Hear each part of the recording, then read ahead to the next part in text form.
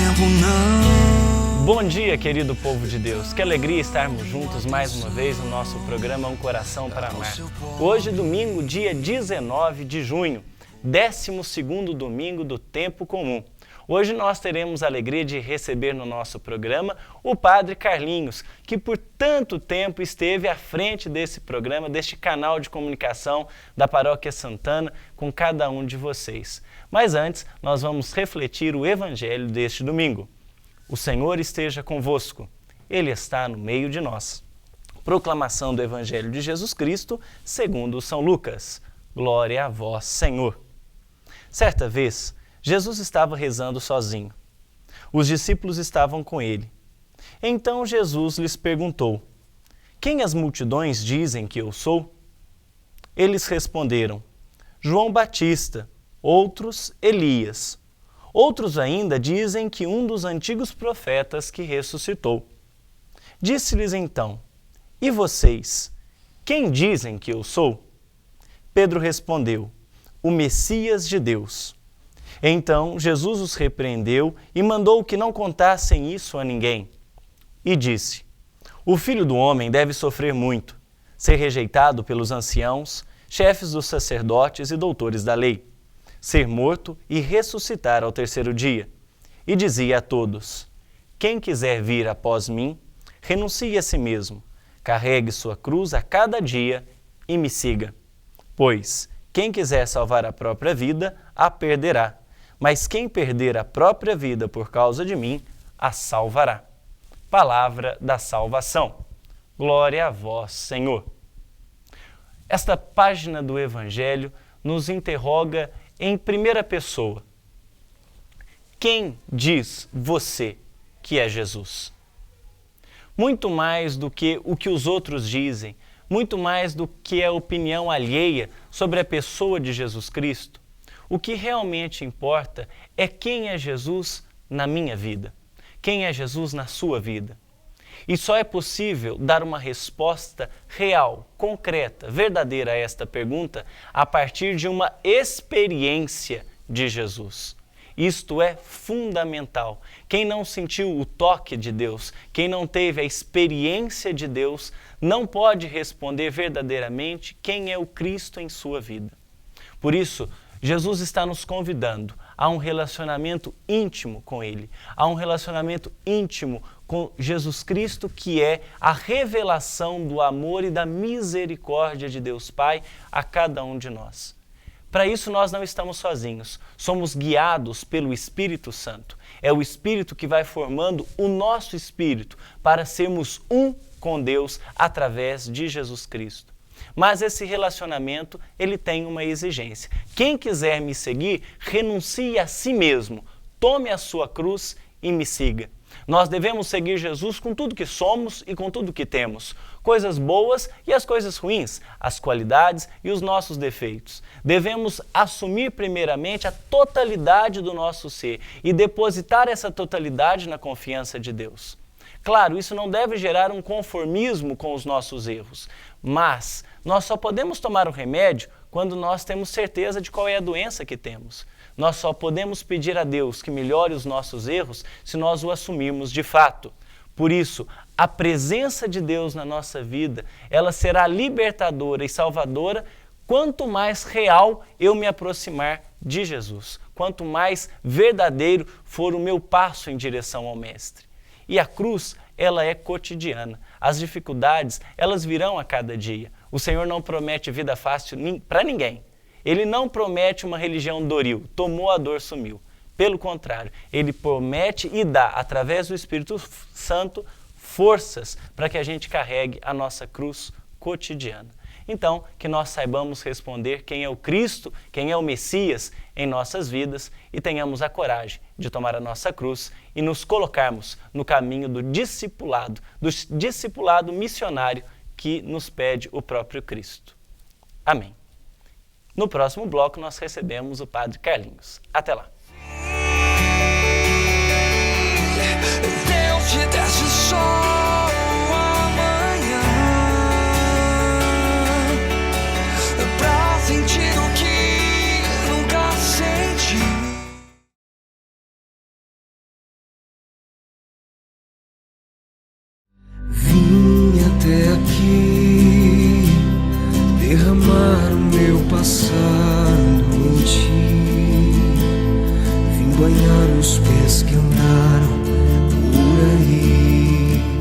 Querido povo de Deus, voltamos com o nosso programa Um Coração para Amar. Hoje temos a alegria de receber o Padre Carlinhos em nosso programa. Eu quase estou aqui constrangido porque, na verdade, eu já estive aqui com ele, mas com as funções trocadas, né? Por 3 anos ou até mais, quem conduziu este programa de modo brilhante, de modo que ele prosperou até hoje, foi o Padre Carlinhos, junto com a Pastoral da Comunicação da Santana, quando ele foi nosso vigário paroquial aqui, e hoje ele está aqui do outro lado para ser entrevistado. Seja muito bem-vindo, Padre Carlinhos. Obrigado pela acolhida, um beijo no coração de todo mundo que está nos assistindo nesse momento. Saudade de lá, vocês vão voltar aqui também, né? Então é um prazer estar aqui e poder partilhar um pouco da minha experiência e acho que saber um pouco onde é que anda o Padre Carlinhos também, né? Exato. No mês de maio, nós tivemos uma sequência de programas recebendo os padres lavrenses que estavam fora.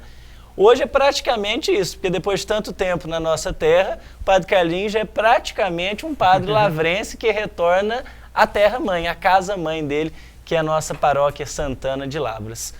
Padre Carlinhos, nós estamos aí no mês do Coração de Jesus, mês de junho. O senhor vem de uma origem, a sua cidade, Presidente Prudente, não tem a nossa presença deoniana. E o senhor é padre do Coração de Jesus. Como isso é possível? Como brotou uma vocação deoniana lá onde os nossos padres não estão presentes? Na verdade, era uma busca por um lugar onde Deus queria que eu ficasse. Então eu fui nos beneditinos, fui nos franciscanos, palotinos, fui na Canção Nova, fui nos diocesanos. Em cada lugar que eu ia, não era ali. Mas sempre acompanhei o Padre Zezinho, o Padre Joãozinho, e estava no auge, aquele começo, o Padre Fábio de Melo também. E os escritos do Padre Zezinho são muito fortes, é de uma catequese muito profunda, e sempre eu admirei essa catequese dele, a espiritualidade dele. Depois tem o Padre Joãozinho com sua música também, sua forma de rezar o terço e tudo mais, e o Fábio de Melo. O Fábio de Melo ele veio com umas músicas que me ajudou muito. Tinha uma música que se chamava Saudades do Céu, acho que é no 3º CD dele. E aquilo falou, bem, é a espiritualidade que eu quero. E aí hoje, Padre Joelber, na época que eu trabalhava na empresa Andorinha, ele me pediu uma passagem de cortesia porque ele viria fazer o teste vocacional, isso em 2000. Aí eu falei, olha, um lugar que eu gostaria de conhecer era o Sagrado Coração de Jesus. Ele sorriu do outro lado do telefone dizendo, é lá que eu estou indo. Fala, pergunta se lá me cabe, né? Pela idade e tudo mais. E depois de uma semana ele voltou, trazendo o cartãozinho, o Padre Guido, né? E falou que eles estavam esperando meu telefonema para a gente marcar um teste vocacional. E não foi naquele mês de maio, foi no princípio de junho que eu consegui marcar. E fui lá fazer esse teste vocacional. Quando eu cheguei lá, a primeira coisa que eu fiz foi de rejeitar aquilo. Eu tive medo de entrar. Porque em todos os lugares que eu tinha ido, eu sempre me decepcionava falando, não é aqui. E lá, a hora que eu cheguei no propedêutico lá, me bateu assim, é aqui. Que era em Taubaté. Em Taubaté. Aí eu fiquei apavorado, aí eu queria voltar. E aí não estava para mim voltar. Então eu fui entrando, porque não tinha como você dar ré no carro, porque ali é um beco, né? E eu fui entrando e já ia pedir para ele pegar e falar, deixa o portão aberto que eu vou voltar, porque não é isso que eu quero não. Mas ele já foi falando, ó, o padre está te esperando, então não deu tempo nem de eu falar. E aí eu fui conversar, fiquei uma semana lá, conversei com vários que hoje são sacerdotes e vi que se identificava muito com a minha vocação, com aquele chamado que eu estava tendo. E no retorno à Presidente Prudente, eu falei para Deus, eu falei, olha, gostar eu gostei, mas se você pensa que eu vou pedir conta do meu emprego, são 10 anos de registro, né, como advogado, está redondamente enganado. Aí eu fiz uma proposta até absurda. Falei, manda os 4 embora, terceirizo o serviço que eu sei que você quer que eu venha. E naquela semana, voltei a trabalhar na quarta-feira, que era uma segunda-feira, a diretoria chamou o chefe do nosso departamento e ele falou, voltou depois com uma proposta, ó, a diretoria fez a proposta, ou manda um advogado embora ou manda os 4 terceirizo o serviço. Aí o queixo caiu, falei, será que Deus me quer como sacerdote do Sagrado Coração de Jesus? E aí foi tudo culminando para isso, né? Então, eu terminei aquele ano, eu tinha falado para Deus que eu queria sair de lá e a diretoria pedindo para eu ficar e realmente aconteceu desse jeito. E aí foi no janeiro de 2001 que eu entrei então na Congregação dos Padres do Sagrado Coração de Jesus. E eu entendo que Deus me quer aqui. Então tudo culminou. Tem várias experiências onde Deus foi sempre cuidando da minha vocação. E por mais que eu tente falar assim, não, eu quero sair por causa das tribulações que às vezes acontecem, né? Aí eu lembro que ele me chamou para pertencer ao Sagrado Coração de Jesus. É interessante que o senhor vem de uma vocação de discernimento adulto, né? Adulto. Como o senhor mesmo falou, foram 10 anos já estáveis no emprego, né? Como advogado. Não estava perdido De na jeito vida, nenhum. né? Sem rumo e de repente, vou ser padre. Não, estava já estabilizado e respondeu a esse chamado de Deus. Outra coisa interessante é que na mesma época Deus suscitou outros vocacionados na sua cidade, né? Nós viemos em 4 para dentro da congregação e fazíamos parte de um grupo de jovens chamado Caminhando com Maria. Eu era o coordenador, aí entrou comigo o Joelber, que ele já era diocesano, mas quis fazer esse teste vocacional ali também, e hoje é sacerdote do Coração de Jesus. O hoje padre Ronaldo Neri, né, que teve até o ano passado aqui em Lavras conosco, ali no seminário, ele entrou também no mesmo período. E o Fabinho. Fabinho hoje ele está casado, né? Muito bem casado também. E ele entrou para fazer o teste também e caminhou até a teologia. Mas aí ele falou, não, a minha vocação é matrimonial. Então, mas é um leigo extremamente engajado até no nosso trabalho da congregação em São Paulo, né? Exatamente. E casou muito bem. Eu falo que ele assumiu a vocação que Deus lhe chamou. Né? Porque tem gente que assume ou o sacerdócio ou o casamento como uma forma de fuga, seja lá o que for, falar, não, eu estou crescendo, eu estou ficando adulto, eu preciso fazer alguma coisa. Não, ele foi bem consciente daquilo que ele assumiu. Né? Então, ele assumiu com responsabilidade. Agora o senhor já assumiu uma nova missão, está trabalhando em terras maranhenses, mas já há um pouco mais de 1 ano, 2 anos, já estava em Ingaí, né? Já havia saído aqui da paróquia Santana. Tomando distância, né? Porque às vezes a gente enxerga melhor as coisas quando a gente toma um certo distanciamento. Já aí uns 2 anos e meio, praticamente, longe da paróquia Santana, do trabalho como vigário paroquial. Como o senhor avalia o seu período de padre, de sacerdote, essa sua experiência, primeira experiência forte de sacerdote na nossa paróquia? Olha, eu cheguei aqui num domingo, né? E foi domingo... né, passado, e na hora que eu cheguei, eram umas 4 e pouco da tarde, eu tomei um banho ali na casa paroquial e falei, vou dar um pulinho lá na paróquia, né, para ver como é que tá o andamento lá. E era umas 5h30 hora que eu apareci lá, que era o término da celebração das 4h30. Aí o padre Antônio estava celebrando e eu cheguei bem na porta da sacristia pro presbitério. E ele estava dando a hóstia quando, então, ele veio para o meu lado achando que eu era o sacristão né? E aí ele levou um susto porque eu estava ali, né? E depois, no finalzinho da missa, ele me chamou para apresentar para a comunidade. E a gente tem a lembrança do trabalho que a gente faz aqui, mas a gente às vezes não dá a dimensão daquilo que atinge as pessoas.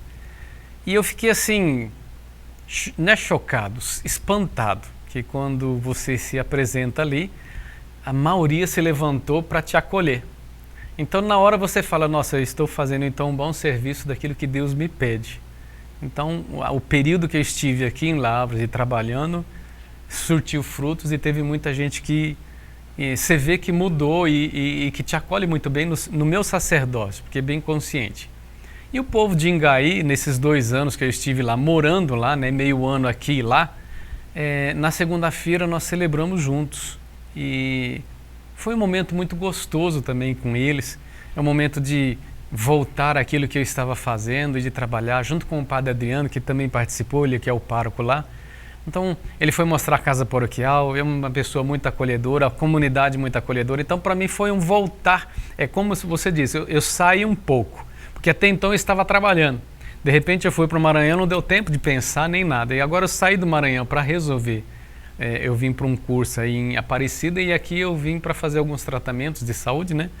E aí eu aproveitar e rever. Então, para mim está fazendo muito bem, está confirmando o meu sacerdócio. Muito bom. Tem um pouco agora de um ser mineiro, como diria o Frei Beto, nesse paulista? Muito. A minha fala ainda, por exemplo, o sotaque é mineiro. Pelo menos quando eu vou para Presidente Prudente, que é a minha terra de origem, é toda mineira. Eu lembro que quando eu estava no Maranhão, né, eu estou no Maranhão ainda, mas eu passava um vídeo, geralmente a minha fala, quando você vai se assistindo no vídeo, é totalmente mineira, né? Então eu carrego muita coisa daqui também. São 6 anos em Minas, né? E a gente não quer perder, é uma coisa boa também que fica, né? Tudo aquilo que é a convivência com todos, a acolhida de todos, o pãozinho de queijo daqui, né? Que é próprio daqui. São Luís do Maranhão foi o desafio desse ano Foi. e que, ao menos, o que se espera é que seja dos próximos anos aí no seu sacerdócio. Como foi voltar ao Maranhão? O senhor já fez uma experiência como formando no Maranhão, né? Isso. E como foi então retornar agora como padre? Eu fui para lá em 2002. Eu entrei em 2001 na congregação, meu postulantado, que é postular a entrada na congregação, foi lá no Maranhão. Eu morava no seminário e chamava Cantinho do Céu. Então a casa era Sagrado Coração de Jesus, Cantinho do Céu. Então tudo, né, coincidia ali. E foi um ano muito bom ter feito essa experiência lá. Depois de voltar, agora são 13, 14 anos que eu estou fora de lá e um ano só que eu vivi lá. Então esses 6 primeiros meses que eu estou lá é um recordar os locais, o povo também, e agora com nova perspectiva, né? Porque agora eu estou numa paróquia, lá é um santuário Nossa Senhora da Conceição. Então esse ano eu estou ajudando o Padre Arnaldo, que esteve aqui por esses períodos, né? Ele aqui é lavrense, ele é o pároco lá, e eu fui para ajudá-lo. Ele completa os seus 6 anos, né, no final do ano, e a pretensão é que eu assuma o lugar dele como pároco. Os planos de Deus a gente nunca sabe. Pode ser que eu vá até o final do ano e Deus fala assim, não, você não vai ficar mais aqui no Maranhão, você vai para outro lugar.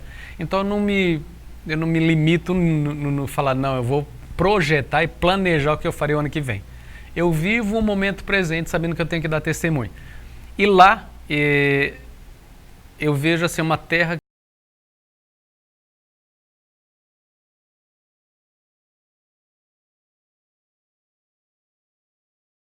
esses anos também. O trabalho do Padre Arnaldo é excelente, mas eu faço um outro lado também que eu acho que vai complementar o trabalho que ele já desenvolve lá e que vai me fazer muito bem também no meu sacerdócio. Quais os desafios pastorais? O senhor está numa capital, né? Uhum. Quais os desafios pastorais da igreja em São Luís? Olha, eu acho que a primeira delas, embora ele se tenha, existe uma formação diocesana lá, a nível de como... só que o estilo é bem diferente do mineiro. O mineiro é mais tradicionalista, é mais sisudo, sério naquilo que se apresenta. E eles têm um modelo, um modo de ser diferente. Então, um pouco, às vezes, eu tenho que ficar corrigindo eles, né, durante a celebração, pela falta de atenção, eu falo às vezes até falta de respeito, muitas vezes com aquilo que é o sagrado. Eu vou explicando, por exemplo, o que é a missa. Então, um dos maiores desafios que eu vejo lá hoje, principalmente, é trabalhar cada pastoral explicando o que é a Santa Missa, que é o ápice dentro da nossa religião, que é o sacrifício de Cristo, aquele que nos salva. Então, a minha pretensão a partir do ano que vem, e não agora, porque agora eu estou conhecendo, né? E aí esses 6 meses de agora para frente, vai ser um outro tipo de trabalho, porque eu vou trabalhar em prol daquilo que seria o festejo, que eles chamam de festejo lá, que é do dia 8 de dezembro, onde aparecem mais de 140 mil pessoas, passam por lá. Então, o trabalho que eu quero desenvolver lá é na espiritualidade, eles serem conscientes do trabalho que eles desenvolvem. Eles têm uma devoção muito bonita, só que às vezes falta aquela experiência mais profunda com o sagrado, de intimidade. É um respeito todo e que vale, né, que é válido, mas falta assim, o porquê disso, o porquê daquilo, o que Deus quer de mim para isso, que eu sou muito questionador nesse sentido. Eu gosto que as pessoas sejam conscientes, né, naquilo que elas estão fazendo, para fazer melhor. Né? A participação do povo é boa? Lá eles frequentam muito. Lá é um santuário. Não era, mas a partir do hoje Dom Wilson, né, Basso, que assumiu a paróquia a partir de 2003, mais ou menos, que ele foi para lá, ela se tornou um santuário. E para lá flui todo o povo de São Luís. Então, as celebrações, principalmente no domingo, 7 da manhã, 9 da manhã, 5 da tarde, elas são cheias. Né? É mais ou menos o estilo que nós temos aqui na Santana. Então, frequenta muita gente. Durante a semana, você tem a frequência do povo, tem lá os trabalhos pastorais. Não participam tanto, mas a missa, principalmente no final da tarde, também é sempre cheia. A das 5h30 da tarde, durante a semana. Né? Logo no início da semana é mais o povo que está ali, mas no final da tarde junta bastante gente também. Esse fato de ser um santuário é um desafio a mais, né? Porque quando você está numa paróquia, o povo é mais ou menos fixo. Sim. Quando é um santuário... Vem gente de tudo quanto é lado.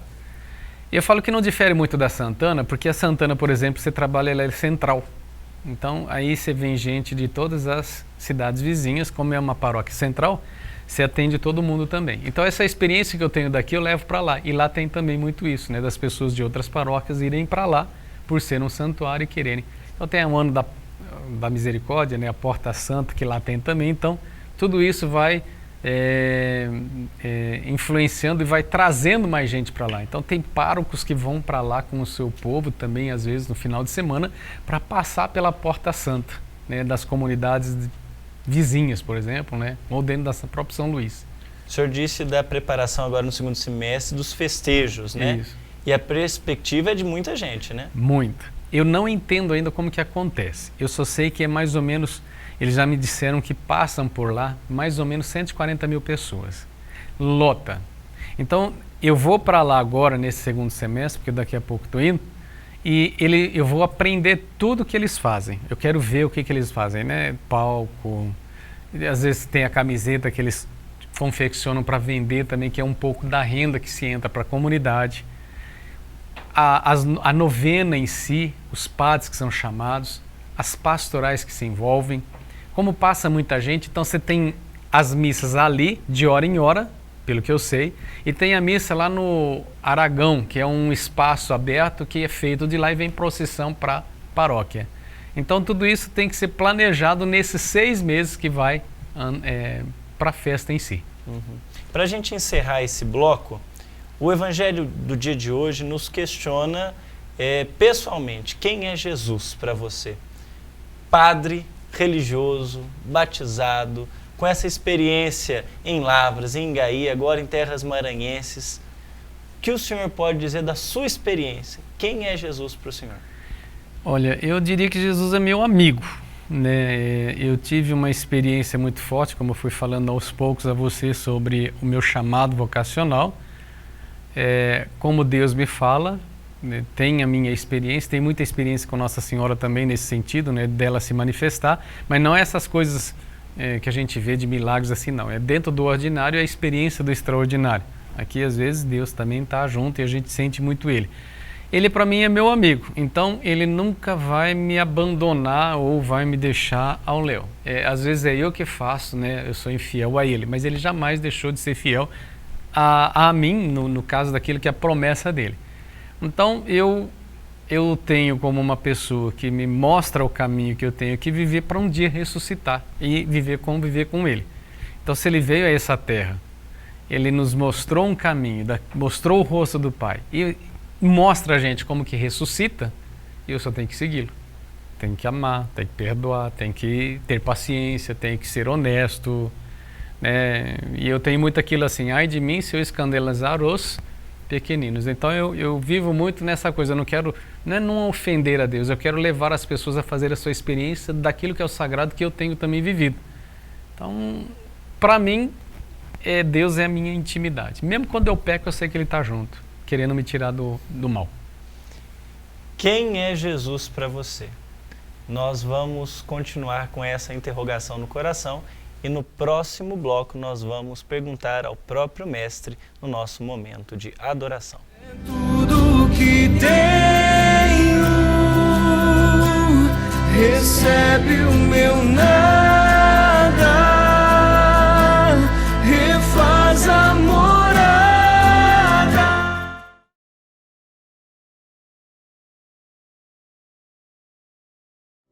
Eu não sei o que fazer, pois eu não vejo bondade em mim. Não sei dizer o que o Senhor viu no meu pobre e fraco coração. Mas confesso, sou grato, não desististe de mim.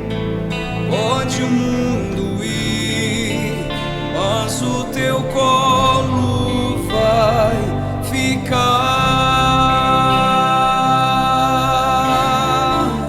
Não vou desistir.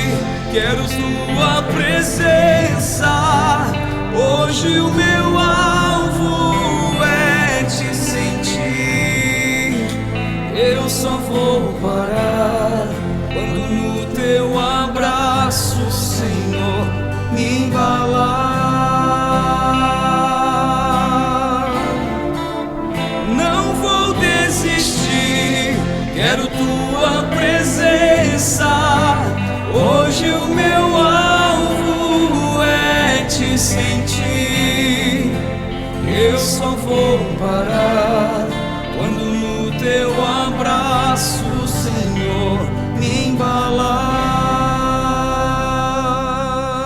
Graças e louvores se deem a todo momento ao Santíssimo e Diviníssimo Sacramento. Graças e louvores se deem a todo momento ao Santíssimo e Diviníssimo Sacramento. Jesus, manso e humilde de coração, fazei o nosso coração semelhante ao vosso. Mais uma vez, Senhor, nos encontramos aqui, agora, um momento de adoração, de entrega à voz do nosso coração. Estamos diante da vossa presença eucarística e queremos que penetre o mais profundo do nosso ser, da nossa existência. Senhor, cada ouvinte, cada pessoa que está vos assistindo nesse momento, abre a porta da sua casa, do seu coração. Os estabelecimentos comerciais também, que estão nesse momento ligados, eles pedem para que entrem lá e abençoe a cada um deles, ao estabelecimento também. Te pedimos, Senhor, que entre nos hospitais neste momento, abençoe a todos os familiares, cure os enfermos, ajude aos médicos a encontrar o diagnóstico e a cura dos enfermos, console aqueles que estão aflitos, os familiares. Te pedimos também que vá lá no presídio e toque o coração daqueles que ali estão presos por uma situação, que os liberte, Senhor, para que eles sejam renovados por vós e encontrem o caminho do bem, da justiça. Seja com os familiares deles também, para que eles possam encontrar o sustento também diário e possam viver de uma forma digna neste mundo. Nós te pedimos, Senhor, para que de fato faça morada em nosso coração. Abençoai a todos nós. De modo especial, Senhor, nós vos suplicamos por todos os enfermos, aqueles que estão no leito de cama, na UTI, aqueles que estão em casa nesse momento e que precisam de uma cura. Nós sabemos que a cura pode acontecer pela fé que pedimos e pedimos com fé, para que cure essas pessoas que nesse momento passam por alguma dificuldade. Liberte muito desses jovens do uso das drogas, para que eles possam vos experimentar e ter um novo sabor para a vida e sejam sal da terra e luz do mundo. Sim, Senhor, nós te agradecemos por vossa presença nesse momento. Nós te agradecemos por você, por vós, neste caso, fazer operar curas nesse momento na vida dessas pessoas. E estamos aqui também para te adorar, para te amar. Por isso, Senhor, queremos dizer o quanto é sublime estar na vossa presença para vos adorar e vos bendizer.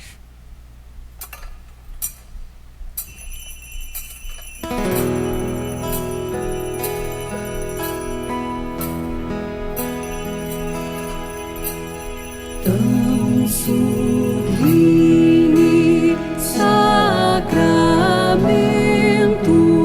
adoremos neste altar, pois o Antigo Testamento deu ao Novo seu lugar. Venha a fé por suplemento, o sentimento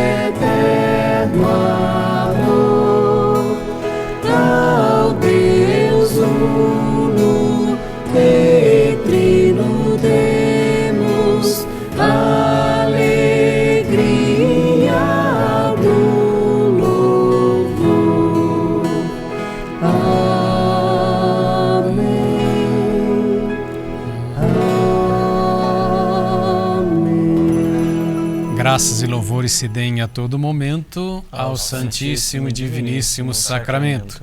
Jesus, manso e humilde de coração, fazei o nosso coração semelhante ao vosso.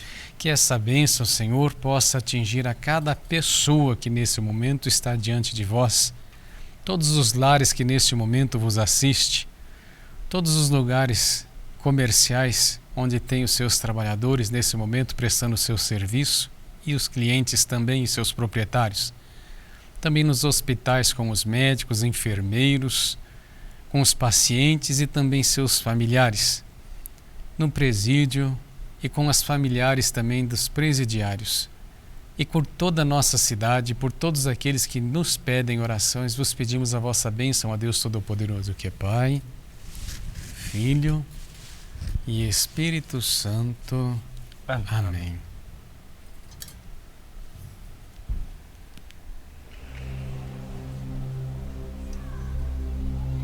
Querido povo de Deus, muito obrigado pela sua companhia no nosso programa de hoje. Que alegria foi ter a oportunidade de rever o Padre Carlinhos. Com certeza, todas as palavras que ele disse nos enriqueceu muito.